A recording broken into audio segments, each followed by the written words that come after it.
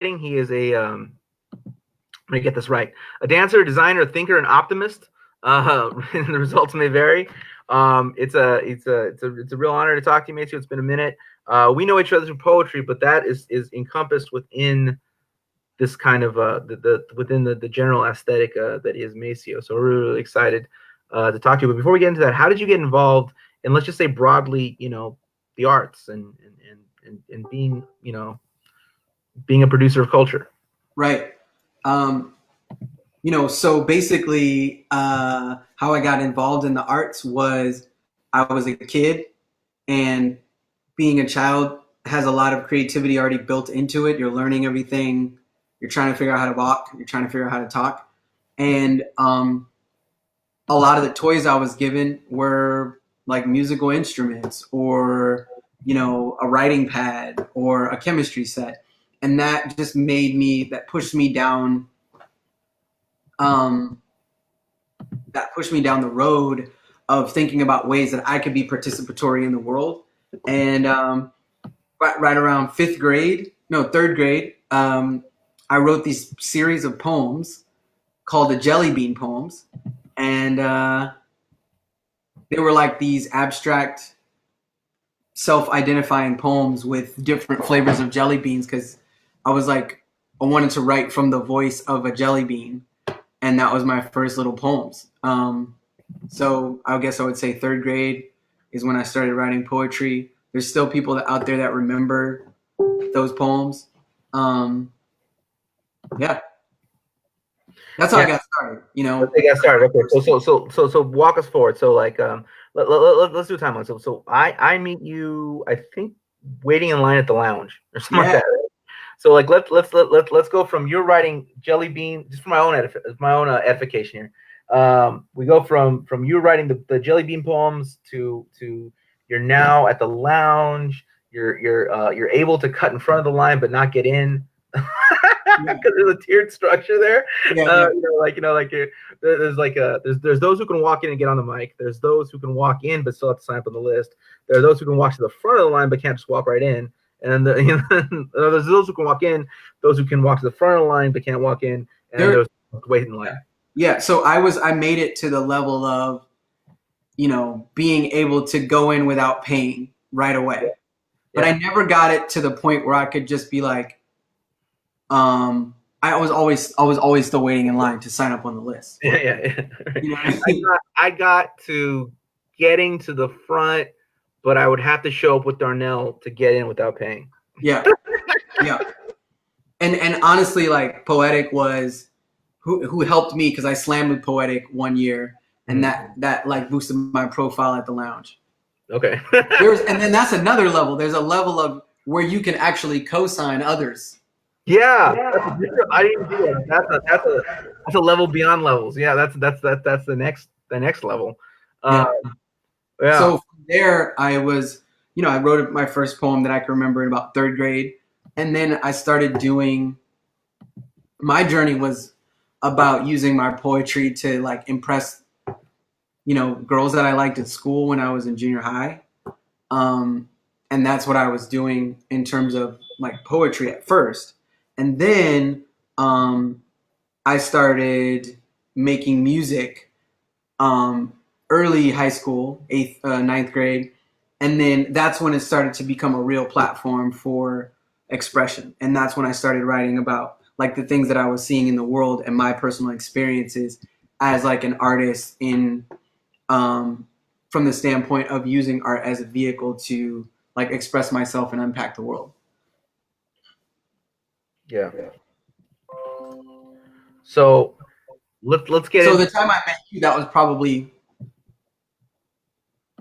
probably 10 years after I started writing poetry, maybe, or 15 or something. 10, 15 years. Okay, cool. Yeah, because how old are you in eighth grade? Like 8? When you're in eighth grade, you're like 12, I think. No. Well, at any rate, I met you around 2008, 2009. Yeah. Wait. What was the question you asked? I thought you asked how old are you in eighth grade?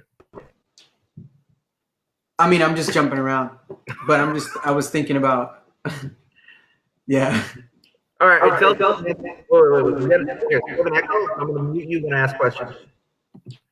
So tell us about how did you get into kind of interpretive dance and dancing as an art form?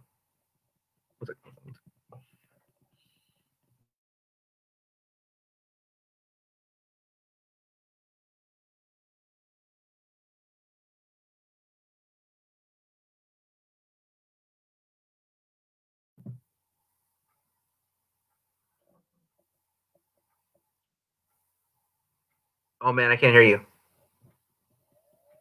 I can't hear you. I can't hear you at all.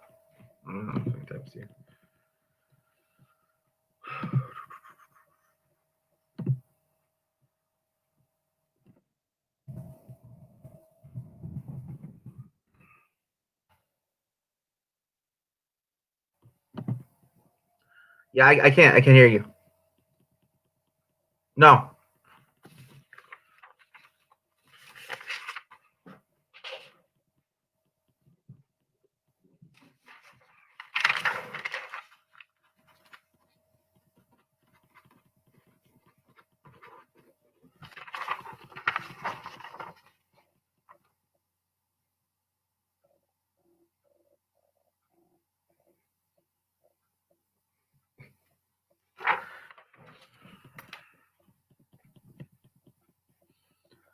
All right, we're experiencing some technical difficulties here. Hopefully, we can patch this up.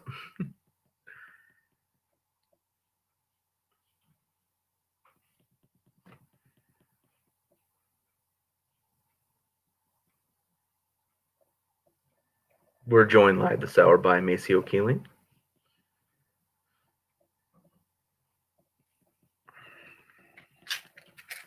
So it's kind of weird. Like I'm just gonna talk while he's fixing this thing.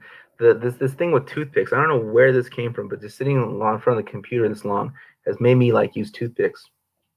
And like I don't know if I'm becoming my father because he does that, or I'm becoming like Razor Ramon. Like the bad guy. But something's going on.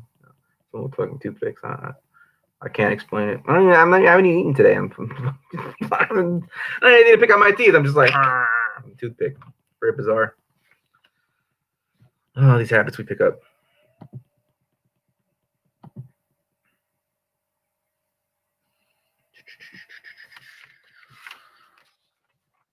So looking at the schedule today, let me see. People are always telling me I should post a schedule, I should post whatever, but I'm kind of like, yeah, I need to tune in, man.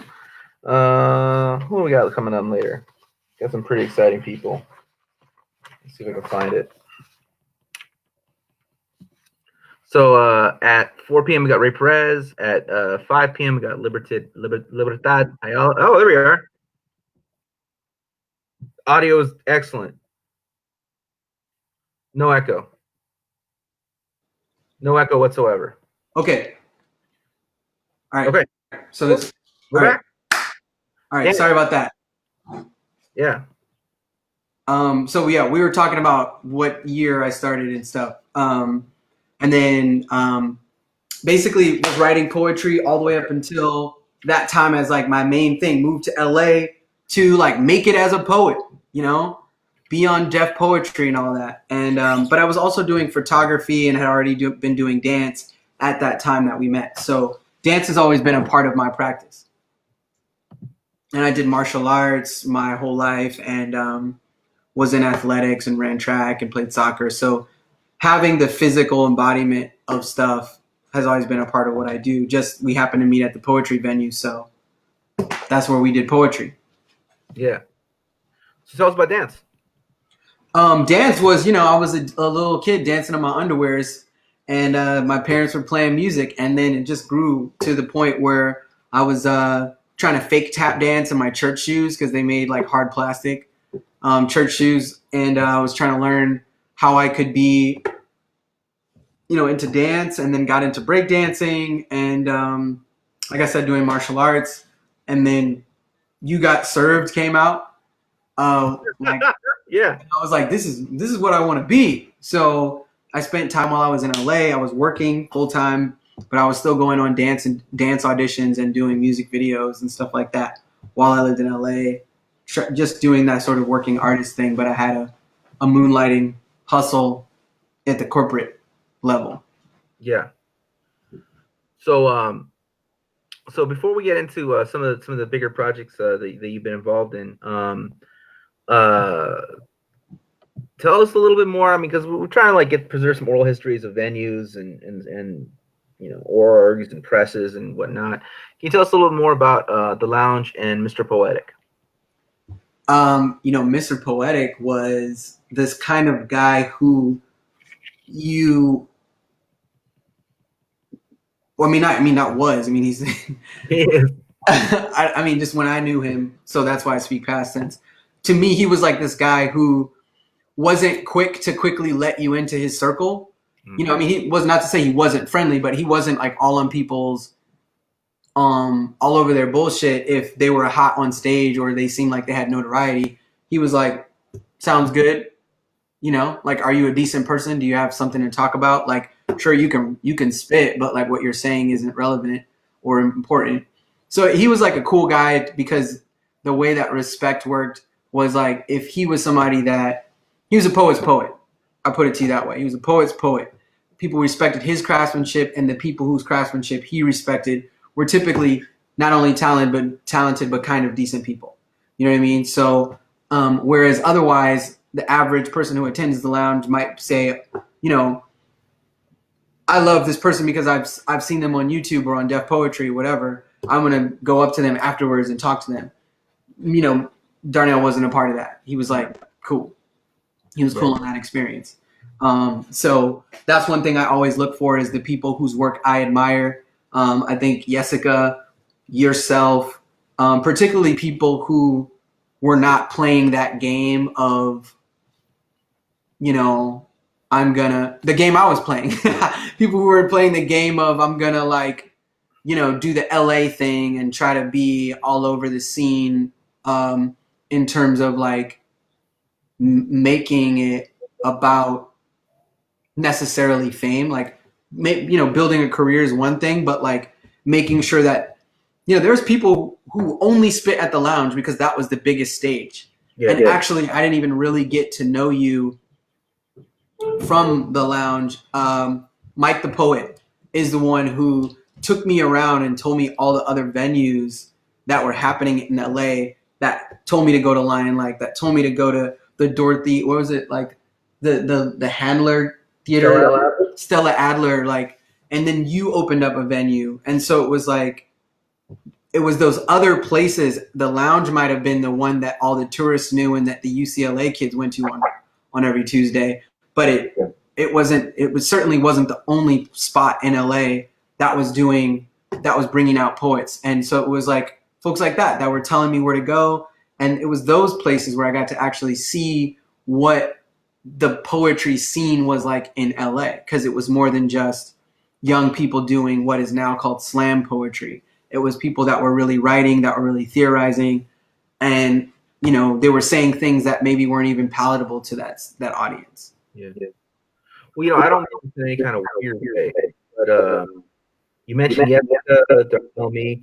Well, we were all actually born in LA, so like the idea of like coming to LA, like that doesn't even enter our brain. You know what I'm saying? I don't mean then like like No. I think you're absolutely right. Like the idea of like coming to LA to make it, like that doesn't even Yeah. No, I mean, I think that's the thing is like, I didn't grow up in LA. I was in Palmdale. So for me, it was like the city, I will go to Hollywood when I graduate and I will go and pursue my dreams, as opposed to like, this is where I live.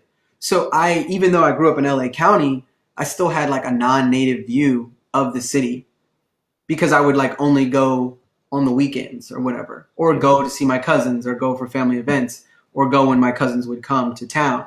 So for me to like drive down to Hollywood and be off of Sunset on Fairfax at, like Fairfax High was a different kind of experience for me, and it meant something different. It meant now I'm in the scene. Now I'm a part of this network, and here are people I've seen on HBO that I'm friends with now.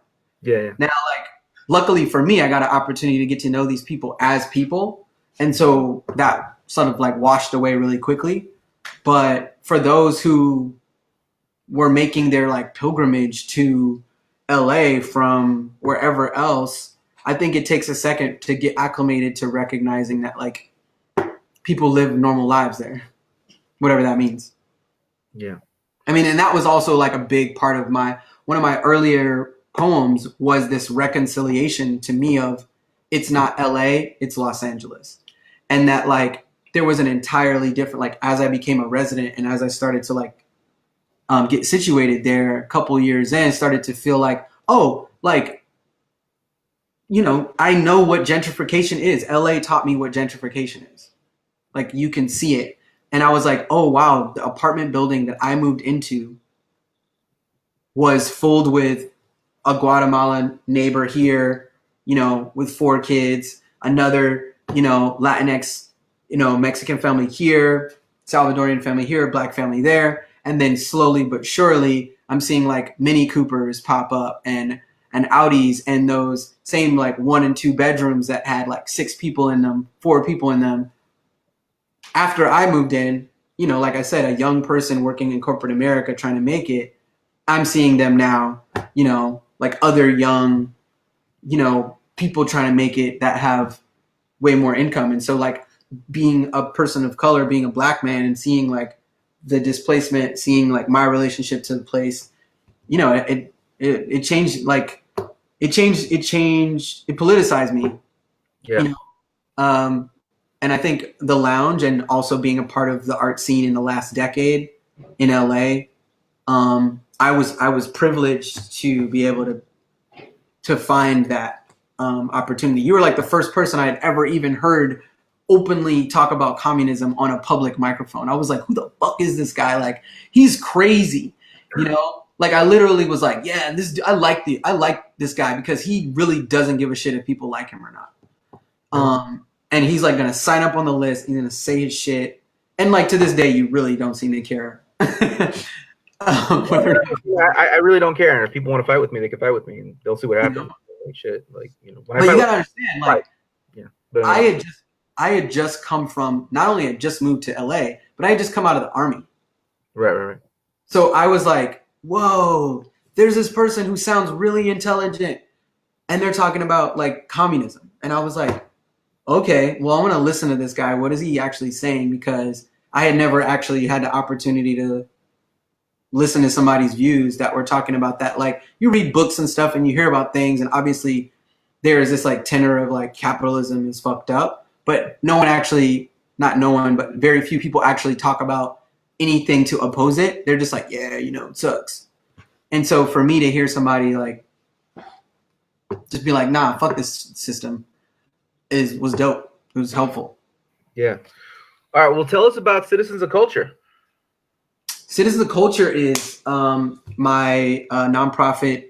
It wasn't always a nonprofit. It started off as a like a documentation project of what was happening in LA at the time, 2010. I was like, yo, this city is there's so much art that's happening, and it seemed to me that there was like again like division between the music video and film world, the commercial art world that I was a part of, and this like underground hip hop, underground rock scene that I was a part of as well. And I was always interested in exploring the gray, the in between areas, the gray economy of not only art, but like I knew that if I needed to get a tire fixed, I could go to Hollywood and get it done and pay like the bullshit prices, or I could go to like Cesar Chavez and get it done for cheaper. And like I was like so fascinated by the fact that they were like different LAs smashed up on top of each other. So Citizens of Culture was all about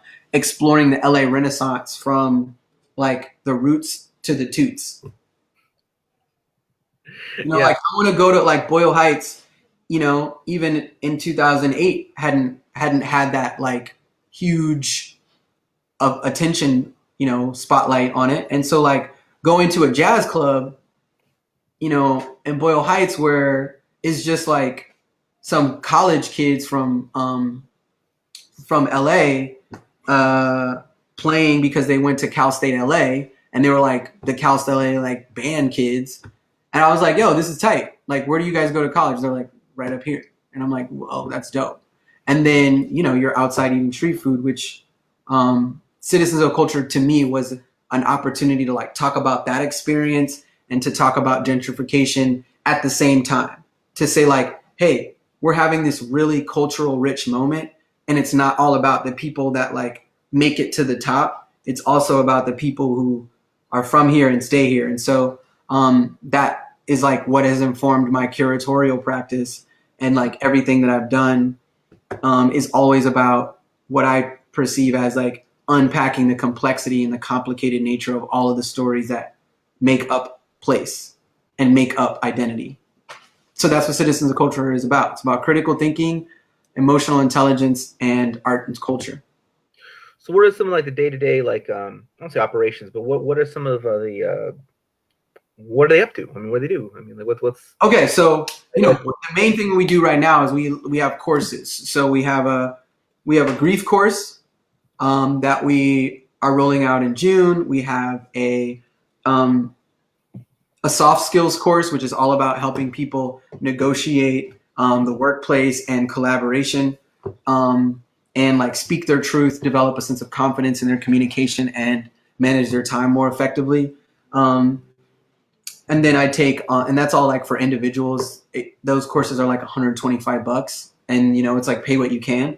And then on the flip side, like I was saying, I also take on corporate clients, like whatever YouTube or whatever Nike, and I work with corporations to try to bring humanity into their workplace. So that's anything from diversity and inclusion stuff to strategic thinking and setting up visions and values for corporations to helping employees organize their messaging to their supervisors about the work conditions, like if they're sort of ununionized.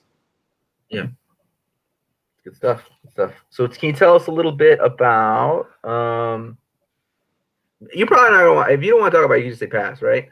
But I'd be remiss if I didn't ask you, right? Because it's kind of like I was, I don't know what I was doing. I was either watching TV or scrolling through YouTube. I was scrolling the internet or scrolling, just flipping the channels. And all of a sudden, I hear this, this song from the soundtrack of Trolls, right? It's a music video. And the next thing I know, I see you dancing in a Justin Timberlake video. What was that all about? Well, yeah. So, like I said, yeah, I don't care about just the camera, the crew. Like, how did all that shit happen? No, I mean, like I was signed to a dance agency, Block Talent, for a number of years.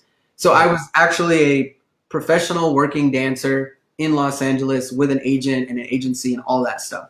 I did videos with Black Eyed Peas that were not as popular. That just happened to be like the most popular video in like a number of years at the same, like just blew up. Yeah. And also the way they directed that video and produced it, they gave artists like really like dancers really prominent placement, which normally, I'm in a music video, I'm like one person dancing in the back, and I have to like send a picture to my aunt of like, me, I'm in that frame, right? Yeah. So this one was one where it was like, not only was the video huge, but it was also like, my name is right there. It says Maceo. So it was like undeniable, that's me.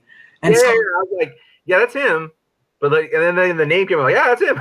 And so then they also like had some dates where we went on the road to promote the film and the video, and like meet Justin Timberlake and that whole thing. So that was like huge pinnacle, like commercial success in terms of the dance world. And I'd done a bunch of smaller videos. I'd also done a bunch of videos with bigger artists where there wasn't as much prominent placement. But that was certainly like an opportunity where I was like, yo, I'm making some real money.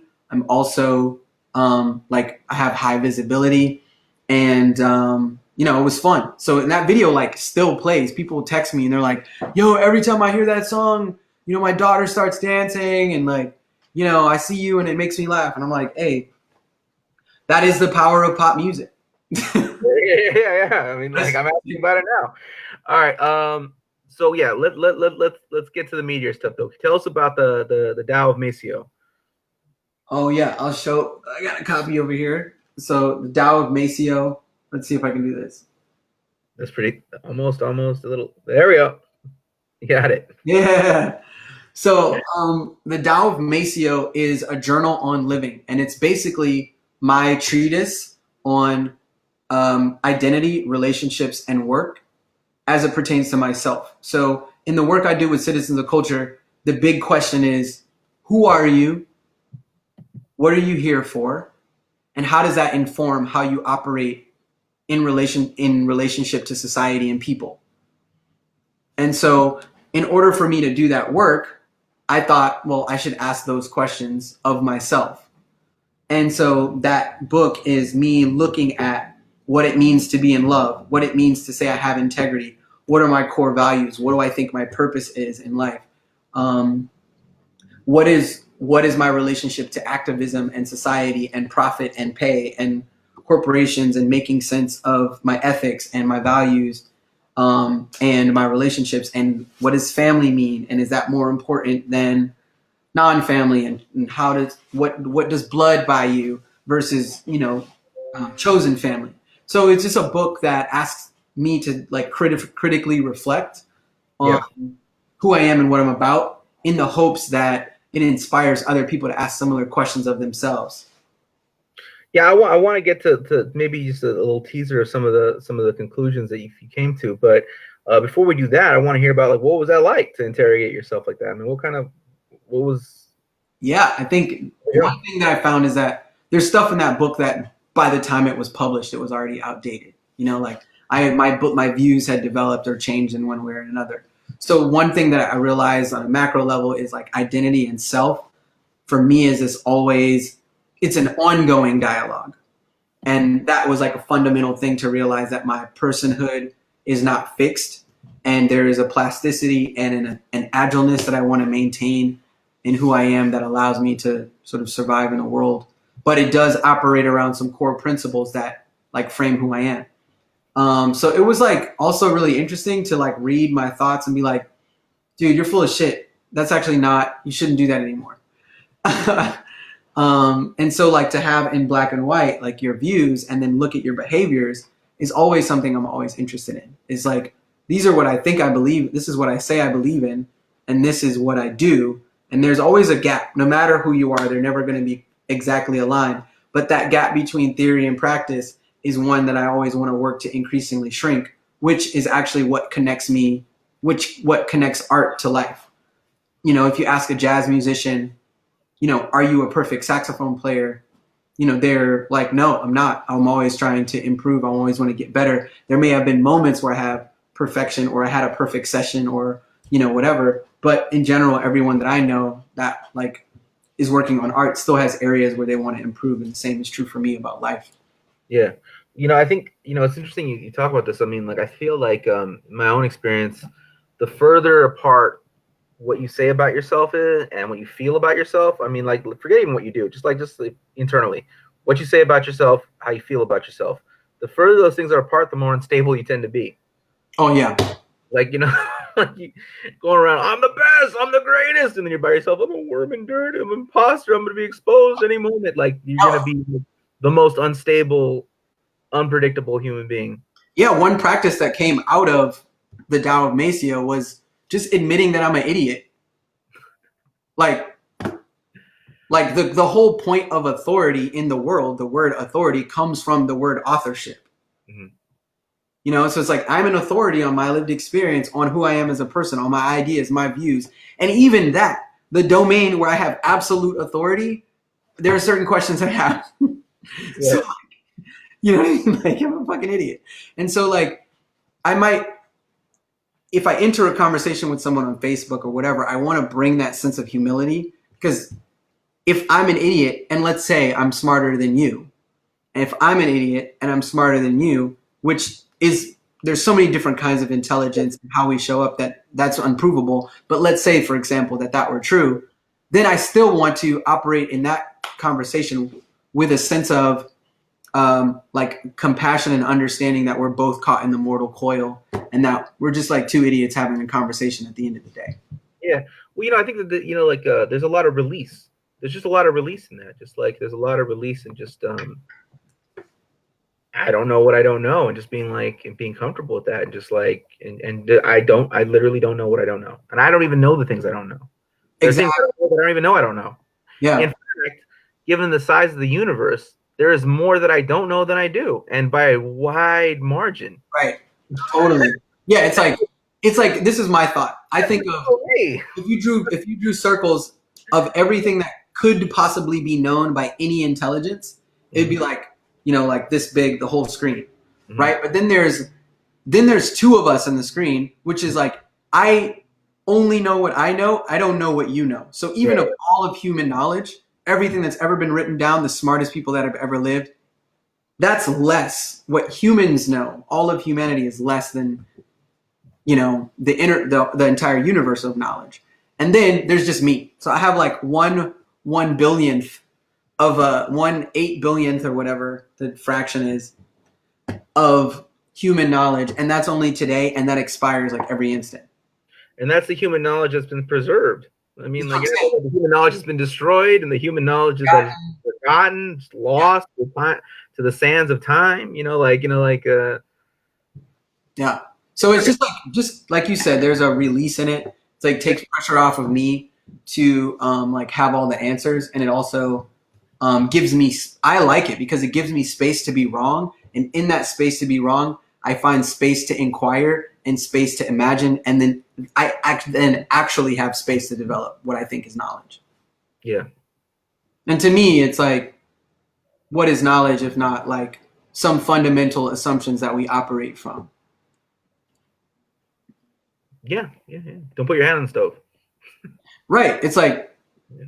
I don't put my hand on the stove because it's hot, and that's like a guiding principle. That's like, yeah, I'll take that. I'll receive that as fact. That's helpful. There's a utility to it. Got it. Yeah. So I'm curious about some of these questions that you came to. I mean, like these answers you came to, like you're considering. I mean, I understand that the whole premise is that these answers are right for you and maybe not right for everyone. I get that, but I'm interested in this question of like like chosen family. Like what were the conclusions that you came to when it came to like your relationships with the people that you pull into your life and who choose to remain there? Yeah, I think I think it's a there are inheritance and then there's maintenance. So in any situation, um, you're going to inherit relationships. Like I met you at the lounge, so I inherited you as a person because we had proximity, and that proximity is deepened in some cases by the fact that my brother and I grew up in the same house. And then there's other people that I share blood with because we were cousins and we spent a lot of time together as children. But then there's also maintenance. There's the fact that, we kind of keep up with each other, here and there on Facebook. And, we're on the call now. So we're maintaining the relationship. We're closer now than we were an hour ago.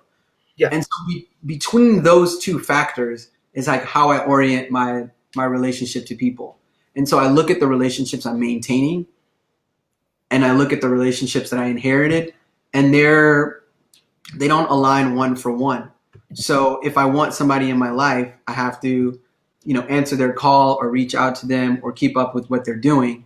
Otherwise, the word family doesn't mean all that much except for a genealogical binding. And so if it's nothing more than a genealogical binding, then I can't give too much credence to the weight of that word because I didn't have anything to do with that. But what I do have agency over and what I do have something to do with is what I do with my time and attention. So I privilege, um, I privilege um, physical maintenance relationships over the genealogical ones inherently, but I do have cousins that I like as people, and I maintain relationships with them. And I have aunts that I don't talk to a ton, but I do keep up with what they're doing on Facebook and make sure that I check in with my cousins to see how they're doing. So there is a spectrum, I think. um, Yo, but there's a spectrum, but it leans towards the chosen side. I think most people. I mean, I don't know if this is true. I don't know how true this is. I mean, it's just my thoughts. I think most people have this thing where they spend most of their time with the quote unquote chosen family or with their friends, right? Or what they wouldn't refer to as chosen family. They spend more time with their friends, right? This concept of friends and family. They spend more time with their friends. They are more active with their friends. They're more invested in the lives of their friends. They know more deeply about the current life of their friends than family. But there is this sense of loyalty that you will drop whatever you are doing for family, and you will allow yourself to be inconvenienced. You will allow certain things to happen in your life. You will sacrifice. You will like go. You'll bury bodies. You'll go you'll do these things for family that you would never do for friends, even if you haven't talked to somebody in like 12 years. Yeah. So this is kind of like this weird. And I'm not, even saying it now, I feel like, well, what the fuck? Of course you would, Matt. What are you talking about? Like, that's your cousin. Right. And I guess what I'm saying is that moved, Matt. Don't you know? what I came up with during my like research of myself was that, if we have that bond and we're aligned on principles, then I will. But if we have that bond and we're not, then I won't. Like there are certain times when, somebody can call me and they say, "Hey, I need your help burying this body." It's like, yeah, I'm not gonna get involved with that one. Right. And then there are other times where, like with my brother, I trust his judgment. So if he's telling me that we need to go bury a body, I'm going to be like, well, I don't know what the situation is, but I know if he's asking me, yeah, it's close enough to what I would do that I can move forward. And I think that's what I'm saying about this like proximity is that because we grew up together, because we spent so much time together, because I know what his values were in his home life and his background and his history, that's the part of the bond. It's not the DNA.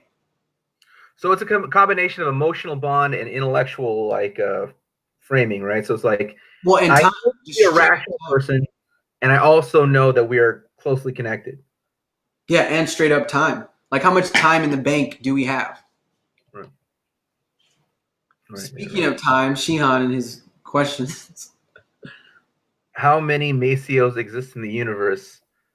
And then again, how many Macios exist in the universe? So Shihan's bringing this up because brother Jamel and I, he thinks that we're the same multidimensional being that are an instance of two of the same person showing up at the same time, and that like we're like I'm past Jamel and he's future Macio, but something happened in the universe that we're both here at the same time. Yeah, I want you to answer all that, but I have a question now. Yeah, now, that's the universe, right? So this question of the I never understood this. So is the universe in theory, would the universe encompass all multi-universes, all multiverses? Because universe, like it's one, like the one universe, or would a multiverse mean there are many universes? At which point the term universe no longer makes sense. Huh? Yeah, I mean, the way that I would phrase it is that there is a linguistic incompatibility with the term universe, and that there would be multiverses. So you're right. Like, if we're talking semantics, the universe is all of the multiverses together in the big tree. And where's the verse? You can't have multiple universes, right? Right. But when we're talking about physical reality, that's what we actually talk about when we say universe. We're talking about every piece of matter, every instance of matter, energy, and light that exists within this physical domain, within this dimensional domain, and that's what we're calling a universe. So in that regard, there's probably multiple different universes because there's disconnected dimensional domains where there's complete physical realities. And the uni part is the complete physical reality. So how many Macios are there in the multiverse?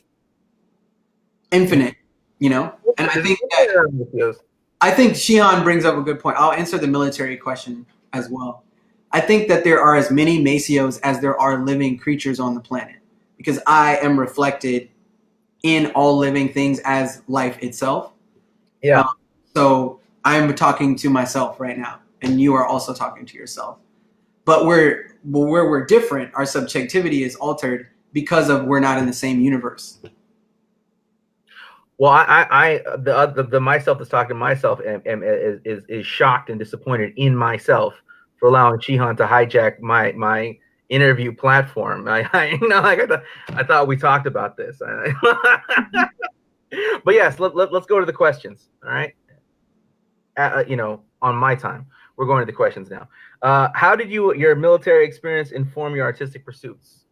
Ask I Sheena. mean, this was just I just noticed that was there. I know you got a list too. No. This is an extended conversation from the interview from Shihan. So Oh, okay. multiple universes here, buddy. Okay, cool. It's another universe too. Yeah. So basically, I would say that my art, the military necessitated my art practice, and art like literally saved my life. Right. I came back from the army. I was dealing with like post traumatic stress, all kinds of stuff, like reconciling my relationship to the American Empire. Also, like my time in the military was like interesting and fun in a number of ways. And so as a storyteller, as a practice of analyzing my experiences, art gave me a clarity about my experience, and it gave me the opportunity to look at myself through my work and show me who I was and who I wanted to become and who I was becoming. Let's go back to your question. That was a good question. That was a good question. You know, he should start his own. Anyhow, you know, I'm really interested in talking about how you've been like spending your time though during the quarantine. I've seen you've done a number of you've been singing. Oh yeah, man. So I fucking love karaoke. I don't know what the language, PG-13 or whatever. I love, because I'm not actually a great singer, and like my livelihood doesn't matter. I'm not a musician like by profession. So it's just something that I get to do for fun, and I don't have to sound great, but sometimes I do sound kind of good, and sometimes I sound horrible, but it's not the point. It's like a thing that I get to do that's like totally liberated and just for fun. And so I love singing, I love bumping music and like butchering songs and karaoke. Other thing I do is, I like cooking. I've been doing that whole thing because like a lot of people have to cook more for themselves, but I've always known how to cook, so I enjoy cooking. I don't like doing the dishes, so I'm working on that. That skill of like doing the dishes like right away or whatever. And then I got a pull up bar, so like I've been like hitting pull ups every like hour, do like 2-5 pull ups. And then I have a Nintendo Switch, and so like I save that one for the last, because it's like maybe I'm carrying a little bit of shame around the amount of time I play video games. I've been playing a lot of video games. Yeah. And I've been like, I'm not against a good old Facebook debate, Yes. That's a hobby in and of itself. Yeah. It's work, educating the masses, Yeah, no.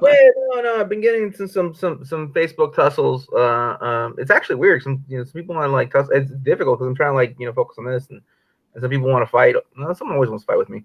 So it's exhausting, but it's also kind of part of life, I guess. I don't know, but it's different though, because I think that so many people get caught up in like they actually like care, like they actually care what someone says about them. Like, I don't care. That's the thing. It's like Facebook. It's like, yo, dude, not even dude, just like person, but dude, like I don't know you. I don't actually care what you think of me or this topic, and like this is just I'm doing it because I'm distracted from typing this email that I should be typing. So like we're gonna engage, but I'm not gonna like go. I'm not invested in my ability to convince you of my views because you're on a screen and you're a bunch of pixels until proven otherwise. Right. The other thing is like, but like when you're not really in bad, like it's not like I'm not really, I don't know how to describe this. It's almost like people in driving on the freeway. Like if somebody like if you accidentally cut somebody off, right? Like shit, damn it, oh sorry, right? And then they keep honking, and it's like, well, I'm only so sorry, like this is like a bit much, but some people get honked at a bunch, and it will like ruin their day. Like, oh my god, that person has a bad opinion. This person I'm never gonna see again. I'm never gonna. There was no accident. They didn't die. They didn't get like whiplash. It was they were minorly inconvenienced, and now they have a negative opinion of me. And because this person has a negative opinion about me, like this is, whatever. So people like. Yeah, there's people that I legitimately do not like from Facebook that I've met in person. I'm like, actually, they're totally cool people. Like it's like having a conversation over text with 30 people at the same time. But you know what? You remember, like, do you remember when cell phones were new and text messaging was new? The biggest thing they told you: don't argue over text. It's basic phone etiquette. That was the biggest thing they told you, because the therapists were like, "Oh my God, all these people are getting divorced because they're arguing over text," and people just. And I think there's something about the science that, like, you have your own personal experience, like you're your own, like you're like writing you're like writing a little mini novel or short story when you're involved in like text, you know? Because you one get the opportunity to clarify what you're saying, but mostly what happens, you just get caught in a spiral. And so what I try to do on Facebook is like type a shorter message than whoever I'm debating with. Like whatever, like not a longer one. If you're typing a super long message, I'm like, I see your points. You know what? And they're wrong for a number of reasons that I'm not going to go into right now. But what you're saying proves to me that we haven't read the same books or look at the same news. And like, so, your opinion is invalidated by like these 3 facts. So thank you and have a good day. Yeah. I like it. Yeah. No, I was getting a lot of fights, particularly last year, and I ended up developing this thing called the way of the jaguar, right? Which is also kind of like the way of the intercepting fact, right? So the concept was like, someone hits me with a lot of jargon, I'm going to hit them with like some real easy statistical facts, as opposed to getting defensive or getting like, oh no, that's not me. I'm great. Like I'm wonderful. I do all these wonderful things. Don't you know? Instead of doing all that, just be like, okay, here's like 2 or 3 facts, and that was the end of it. Because I think that when you get defensive, it makes it seem like what they're saying is true, even if it doesn't make sense. Well, my favorite thing is when somebody says, well, my dad's a doctor. So, and I'm like, cool, you're not. Or even if they say, well, I'm a doctor, I actually have a PhD in this. This is what I do for a living. I'm like, congratulations. I'm a stranger. I don't care. I don't know what. You don't sound intelligent. Ironic that we're having this conversation and this is what you actually do for a living, because it doesn't sound like you know what you're talking about. Yeah. If you're so much smarter than me as a layman in this field, you should be able to like educate me, and you don't seem to be doing that all that well. Yeah. But I love it. It's fun. To me, that's what I'm saying. It's like, it's kind of like a hobby type thing. You go on there, you see what's going on, you hop off. You don't, you can't win them all, Yeah, no. If you lose, you fail. So, like, we got another question from Shion Van Cleef. He says, "Are you still in Detroit? What's the status of your fellowship, museum curatorship?" Yeah, so that's another highlight. I moved to Detroit at the end of last year to participate in a curatorial fellowship at MoCA Detroit. But as a result of COVID-19, they laid off all their curatorial staff. And so that fellowship came to an end. And then once they started to create procedures to open the museum back up, things had changed too much where I wasn't interested in returning. So I stayed laid off. So I'm just a freelance curator and arts and culture producer, educator. Huh? Are you in Detroit? I'm in Detroit right now. I'll be here until it makes sense to move somewhere else, or if I make a home here too. Who knows? But I think right now I'm safe. I'm warm. I'm sheltered. I have Wi-Fi, so I'm not in a rush to hop skip anywhere, because everywhere I would go, I would just be inside there. Yeah. Have you ran into Michael Reyes yet? Who? Michael Reyes. I don't think so. Yeah, Michael Reyes. You should look him up. He does a lot of interesting cultural kind of stuff. So, in Detroit. Yeah. He could end up becoming like someone that you could really work a lot with if you stay out there, or he could become like a mortal enemy. But either way, you should know him. All right. Sounds good to me. I like both of those possibilities. We're getting the echo again.